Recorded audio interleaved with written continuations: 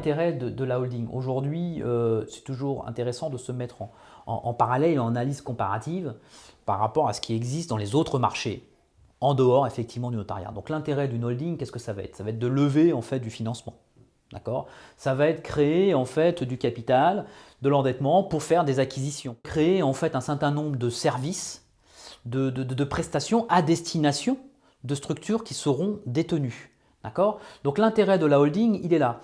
Aujourd'hui, ce qu'on a pu voir dans le passé et ce qu'on voit encore aujourd'hui, vous avez un monsieur ou une madame X qui a identifié une entreprise à racheter.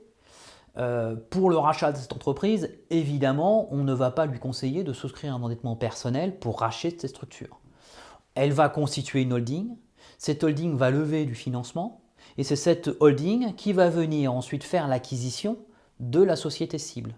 L'intérêt, ce sera effectivement de faire remonter ensuite du dividende dans la holding afin de financer le remboursement de l'emprunt sans qu'il y ait en fait une fiscalité directe vers le porteur de projet. Donc on a exactement la même situation dans le notariat. Alors très souvent on nous pose la question, mais pourquoi est-ce qu'on ne nous a pas conseillé de faire ça avant?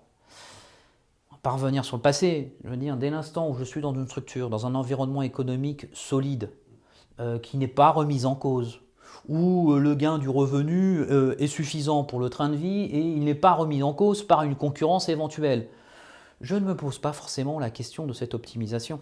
Parce que il y a quelque chose qu'il faut savoir, c'est que être BNC, quand il n'y avait pas de problème global à gérer, c'était d'un confort absolu.